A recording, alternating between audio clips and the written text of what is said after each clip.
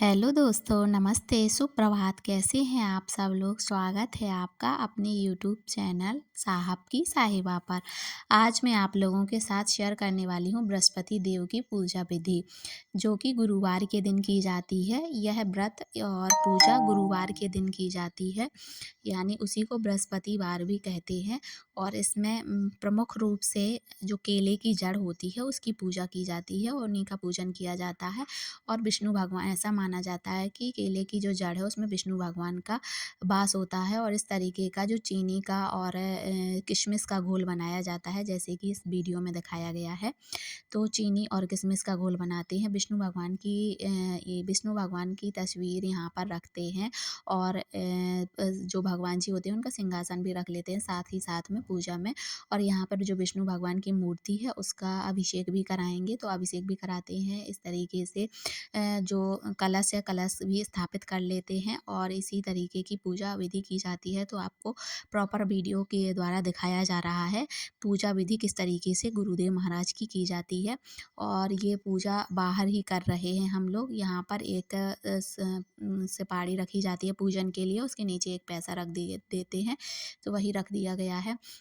और उसके बाद जो विष्णु भगवान की क्षीर सागर वाली जो मूर्ति है, जिसमें विष्णु भगवान जी अपने सैया पर लेटे हुए हैं और लक्ष्मी जी पैर दबा रही हैं, उसी मूर्ति का यहाँ पर अभिषेक कर रहे हैं। तो सबसे पहले जल अर्पित कर दिया और उसके बाद दूध से अभिषेक कर रहे हैं। दूध से अभिषेक करने के बाद फिर दही से अभिषेक किया और उसके बाद फिर शहद से। तो कुछ लोग क्या करते हैं कि सभी चीज़ें एक साथ है मिक्स करके पंचामृत से कर लेते हैं, और कुछ लोग हैं जो अलग-अलग करते हैं। तो यहाँ पर हम लोगों ने अलग-अलग किया है। इसके बाद शहद से करवाएँगे अभिषेक, और फिर गंगा जल जो है, गंगा जल को भी लेकर गंगा जल से अभिषेक कराएँगे। उसके बाद फिर से एक बार जल से अभिषेक, साफ जल से, स्वच्छ जल से अभिषेक करा के उसके बाद मूर्ति को अच्छी तरीके से क्लीन कर देते हैं। और उसके बाद फिर जो केले की जड़ है उसके पास मूर्ति को स्थापित कर देते हैं। सॉरी।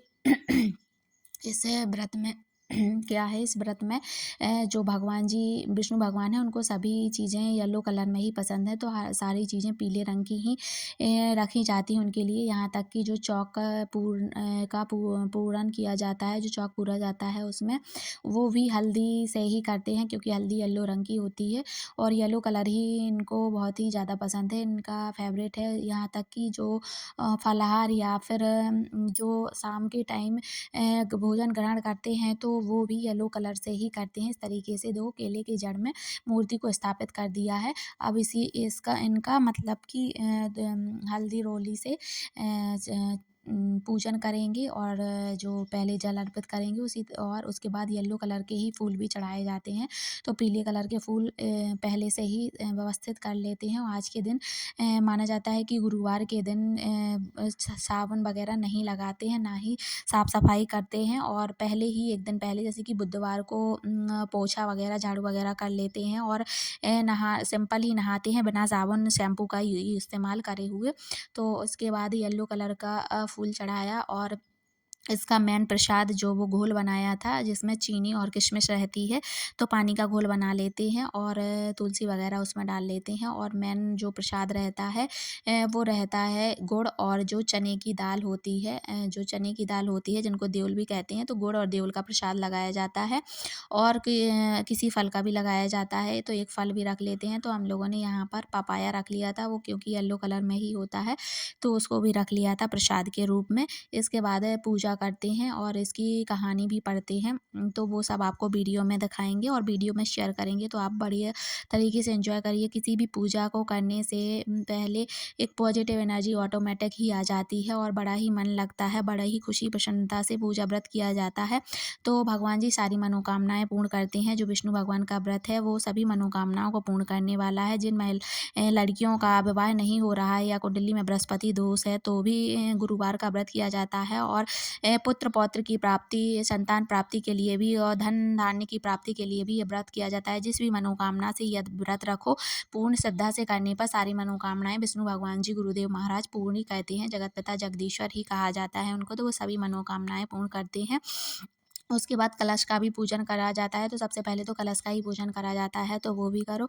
और ये इसमें येलो कलर के पेड़े बना लिए थे भगवान के प्रसाद के लिए, तो कोई नहीं है कलर ये इस्तेमाल कर सकते हैं। कलर का यूज़ करने के बाद ही पेड़े में येलो कलर आ जाता है, तो हल्दी का या फिर कोई भी मिठाई के रंग का जो येलो कलर का हो, उसको इस्तेमाल करने से चीज़ें येलो कलर में आ जाती हैं। तो उसी तरीके से पूजन किया जाता है और शाम को खाना भी खा सकते हैं, बस इसमें नमक नहीं लिया जाता है। इस व्रत का मेन यही वो है कि इसमें व्रत में नमक नहीं ले सकते हैं। आज के दिन यानी गुरुवार के दिन नमक का सेवन नहीं करते हैं। जो भी पूड़ी वगैरह बनाते हैं तो या तो बेसन या हल्दी डाल देते हैं, तो वो येलो कलर की हो जाती हैं।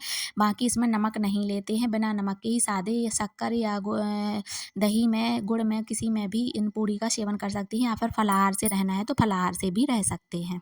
राम भवन तनय रघुवंश मणि मनमोहन घनश्याम गुरु बृहस्पति की कथा जन जन बंदाता राम लग भाषा रचो जन्म मन गढ़ सुखचार। बोले विष्णु भगवान की जय। बृहस्पति व्रत करने से मनुष्य की सब मनोकामनाएं पूर्ण होती है। इसके व्रत करने से देवगुरु महाराज बृहस्पति प्रसन्न होकर व्रतकर्ता को विद्या बुद्धि धन धान और पुत्र पौत्र आदि से संपन्न कर उसके सब मनोरथों को पूर्ण करते हैं। इसमें कुछ संदेह नहीं है। बृहस्पति देवताओं को भी देवता और महान शक्तिशाली। जो लोग बृहस्पतिवार का व्रत करते हैं उनका परिवार सर्वदा सुखी रहता है और उनके घर में सर्वदा शांति बनी रहती है। अतएव यह व्रत सब व्रतों में उत्तम और बहुत ही लाभदायक है। स्त्री हो या पुरुष सभी के लिए यह व्रत सुखदायक एवं हितकारी है, क्योंकि इसके तो यूँ समय नहीं मिलता और सारा समय इसी में नष्ट हो जाता है। महात्मा ने कहा, हे देवी, बड़े दुख की बात है जो तुम अपना ऐसा विचार प्रकट करती हो। अच्छा, यदि तुम्हारी इच्छा है तो सुनो, अब मैं तुम्हें जैसी युक्ति बतलाता हूँ वैसे ही करो, इससे तुम्हारी यह इच्छा पूर्ण हो जाएगी। बृहस्पति के दिन तुम अपने सब घर को लिपवा दिया करो। स्नान करने से पहले अपने सिर के बालों को अच्छी तरह धोकर तब स्नान किया करो। तुम्हारा राजा बृहस्पति बार के दिन बाल बनवाया करें और भोजन में मांस मदिरा का सेवन ठिकाना न रह गया। उसके सुख चैन के दिन दूर हो गए। दोनों समय की कौन कहे, एक समय के खाने के लाले पड़ गए। तब राजा ने व्याकुल होकर रानी से कहा, हे रानी जी, आप तो यहाँ रहिए, परंतु अब मुझसे यहाँ नहीं रहा जाएगा, क्योंकि यहाँ तो मुझको सब लोग जानते हैं। जिससे कोई उपाय से या कोई काम धंधा करके भी अपनी जीविका नहीं चला। इस तरीके से कहानी आपने सुनी होगी। यह कहानी बहुत ही लंबी है, तो मैं नेक्स्ट गुरुवार जब आएगा तो नेक्स्ट गुरुवार को इसकी पूरी कहानी शेयर करूँगी आप लोगों के साथ। आज मैंने थोड़ा-सा ही दिखाया है क्योंकि काफ़ी लंबा वीडियो हो जाता, तो जब नेक्स्ट गुरुवार आएगा उसमें सारी कहानी शेयर करूँगी। उसके बाद यहाँ पर हवन वगैरह किया, तो हवन करते हैं और सभी लोगों ने मिलकर हवन किया और अपनी-अपनी मनोकामना के जो जिस मनोकामना से यह पूजन या व्रत रखा है, उस अपनी-अपनी मनोकामनाएँ भगवान जी से मनोकामनाएँ पूर्ण करने का आशीर्वाद प्राप्त किया। और आज के दिन पीले वस्त्र ही भी पहने जाते हैं, तो सुबह से नहा धोकर पीले वस्त्र पहन लिए जाते हैं और बिना साबुन या शैम्पू का यूज़ किए ही नहाया जाता है। आज के दिन साबुन शैम्पू नहीं लगाते हैं, ना ही ज़्यादा साफ सफाई करते हैं, नहीं तो विष्णु भगवान जी गुस्सा हो जाते हैं, जैसे कि कहानी में ही बताया गया है। जब मैं कहानी शेयर करूँगी तब आपको समझ में आ जाएगा। तो यहाँ पर हम सभी लोगों ने येलो कलर के ही कपड़े पहने हुए थे। उसके बाद बहुत ही विधि विधान से पूजन व्रत किया और हवन वगैरह किया, अपनी मनोकामना पूर्ण करने का आशीर्वाद भगवान जी से प्राप्त किया और भगवान जी सभी की मनोकामनाएं पूर्ण करें। साथ में ही जो भी व्रत रखो, चाहे भगवान जी विष्णु का हो, चाहे शिव शंकर का, किसी भी भगवान जी का व्रत रखो, सभी भगवान एक ही हैं। बस पूर्ण श्रद्धा से ये व्रत रखने से सारी मनोकामनाएं पूर्ण हो जाती हैं। तो किसी भी व्रत को बड़ी श्रद्धा भाव से रखना पड़ता है, चाहे पूजन विधि जितने अच्छे तरीके से ना पता हो, जैसे भी पता हो उस तरीके से कर सकते हैं।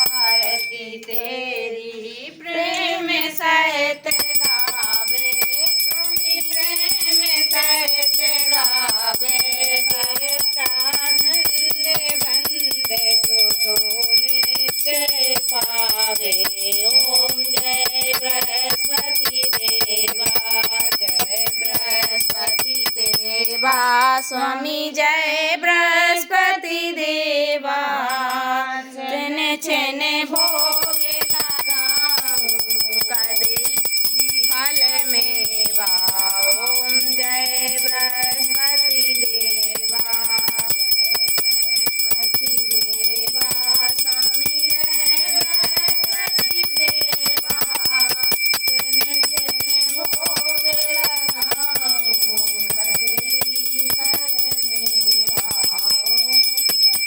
बृहस्पति देवा विष्णु भगवान की जय बृहस्पति भगवान की जय जगत पिता जगदीश्वर की जय गुरुदेव महाराज की जय।